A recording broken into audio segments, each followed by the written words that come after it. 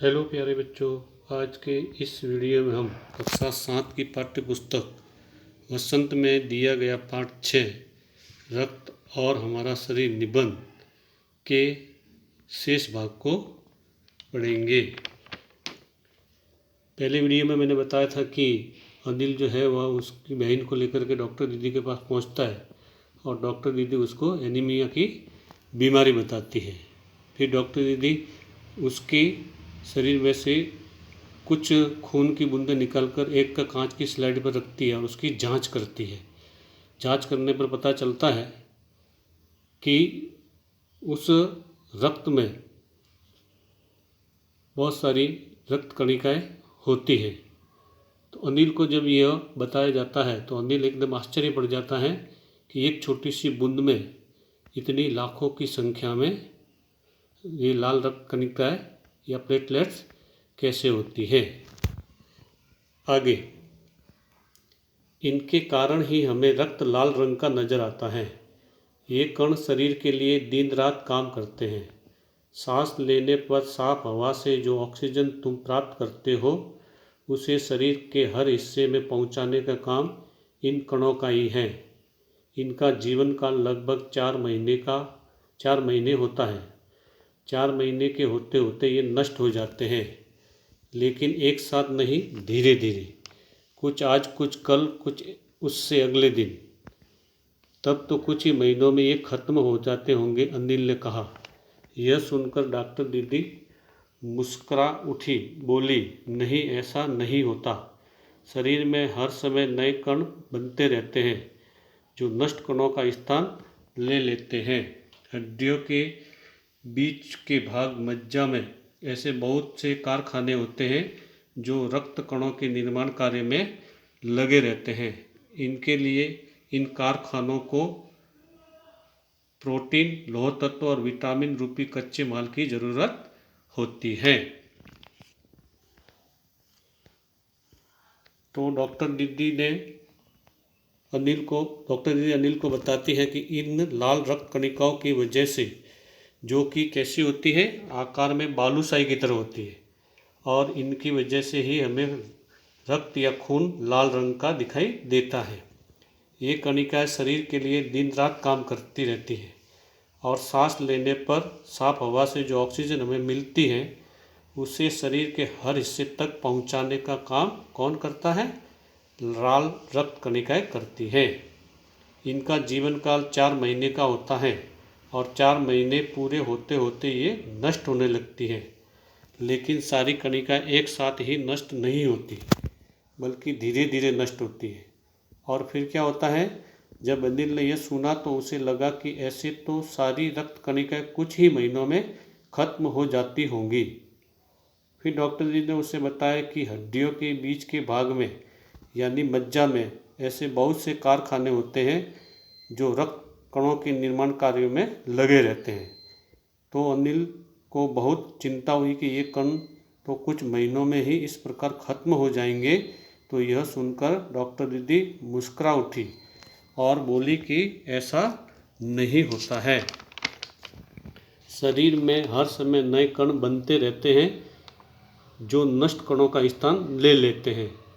हड्डियों के बीच के भाग में यानी मज्जा में ऐसे बहुत से छोटे छोटे कारखाने होते हैं जहाँ पर कि प्रोटीन, लौह तत्व और विटामिन रूपी कच्चे माल की मदद से क्या होता है, हड्डियों के बीच के भाग यानी मज्जा में ऐसे बहुत से छोटे छोटे कारखाने होते हैं जहाँ पर कि प्रोटीन, लौह तत्व और विटामिन कच्चे माल की तरह प्रयोग होते हैं और इन लाल रक्त कणिकाओं का निर्माण होता रहता है।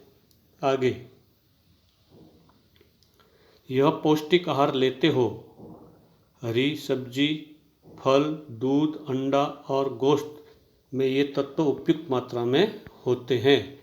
यदि कोई व्यक्ति उचित आहार ग्रहण नहीं करता तो इन कारखानों को आवश्यकता अनुसार कच्चा माल नहीं मिल पाता।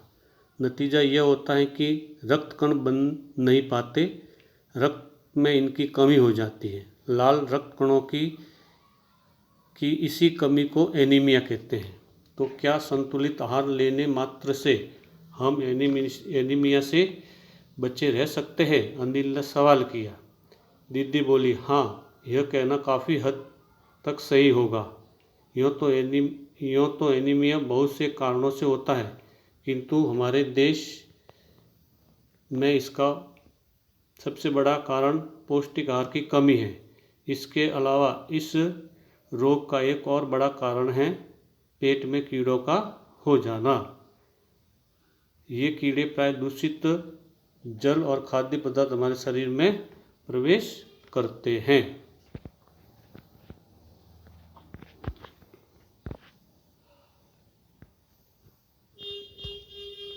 तो जब अनिल को पता चला कि लाल रक्त कणिकाओं का निर्माण हमारी हड्डियों के मज्जा में स्थित छोटे छोटे कारखानों में होता है, तो उसे बहुत आश्चर्य हुआ। और डॉक्टर दीदी ने उसे यह भी बताया कि प्रोटीन और अन्य पौष्टिक पदार्थ जो भी हम अपने खाने में खाते हैं, विटामिन आदि, वो इन लाल रक्त कणिकाओं के बनने में कच्चे माल का काम करते हैं। फिर डॉक्टर दीदी फिर उसे आगे बताने लगी कि हरी सब्जी, फल, दूध, अंडा और गोश्त आदि पौष्टिक आहार में ये सभी तत्व यानी विटामिन और प्रोटीन आदि उपयुक्त मात्रा में होते हैं या उचित मात्रा में होते हैं। और अगर कोई व्यक्ति उचित रूप से आहार ग्रहण नहीं करता तो हड्डी के मज्जा में स्थित इन कारखानों को उपयुक्त कच्चा माल नहीं मिल पाता। अब अगर हम यदि इन पौष्टिक चीज़ों को खाएंगे ही नहीं तो हमारे शरीर में यह प्रोटीन, विटामिन आदि कैसे पहुँचेंगे? और जब ये नहीं पहुँचेंगे तो लाल रक्त कणों का निर्माण भी नहीं होगा और हड्डियों में स्थित कारखानों को आवश्यकता अनुसार अपना कच्चा माल नहीं मिलेगा और लाल रक्त कणिकाएं नहीं बन पाएगी और रक्त में इन कणिकाओं की कमी हो जाएगी, जिसको हम एनीमिया कहते हैं।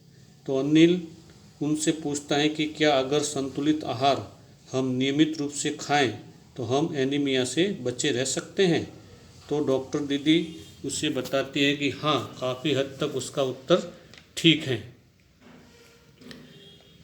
कि संतुलित आहार ठीक तरह से खाने से मनुष्य को एनीमिया नहीं होता, लेकिन और भी कारण हैं जिनसे एनीमिया होता है और उनमें से एक प्रमुख कारण है पेट में कीड़ों का होना।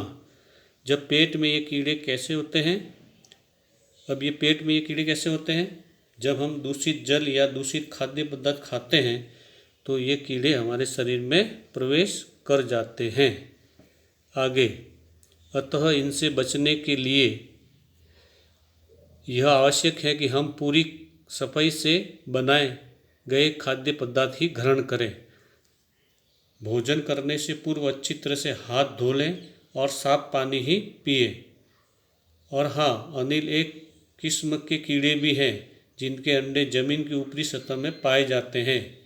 इन अंडों से उत्पन्न हुए लार्वे त्वचा के रास्ते शरीर में प्रवेश कर आंतों में अपना घर बना लेते हैं। इनसे बचने का सहज उपाय है कि शौच के लिए हम शौचालय का ही प्रयोग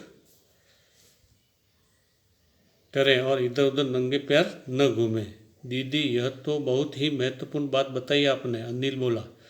वह पल भर सोच में डूबा रहा, फिर बोला, आपने बताया था कि रक्त में सफ़ेद कण और बिंबाणु प्लेटलेट कण भी होते हैं, शरीर में इनका क्या काम? तो जब डॉक्टर दीदी ने अनिल को यह बताया कि हमें एनीमिया की बीमारी संतुलित आहार न लेने से और पेट में कीड़े होने की वजह से होती है, तो अनिल को बहुत आश्चर्य हुआ और उसके बाद उन्होंने यह बताया कि हमें पूरी तरह से साफ सफाई से बने हुए खाद्य पदार्थ ही खाने चाहिए। भोजन करने से पहले अच्छी तरह से हाथ धोने चाहिए, साफ पानी पीना चाहिए और दूषित खाद्य पदार्थों का सेवन नहीं करना चाहिए। फिर उन्होंने यह भी बताया अनिल को कि एक और तरह के कीड़े होते हैं जो कि अपने अंडे जमीन की ऊपरी सतह पर देते हैं। तो जब हम नंगे पैर गंदी जगहों में इधर उधर घूमते हैं तो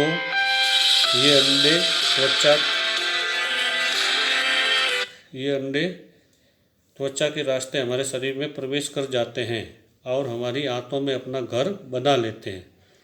इसलिए डॉक्टर दीदी ने अनिल को बताया कि हमें इधर उधर नंगे पैर नहीं घूमना चाहिए, हमेशा चप्पलें या जूते पहनने चाहिए और साथ ही साथ शौच के लिए शौचालय का प्रयोग करना चाहिए। खुले स्थान में शौच नहीं जाना चाहिए। फिर अनिल ने डॉक्टर दीदी से पूछा कि आपने लाल रक्त कणिकाओं के बारे में तो इतना सब कुछ बताया, पर आप कह रही थी कि रक्त में सफ़ेद रक्त कणिका और बिंबाणु या प्लेटलेट्स भी होते हैं।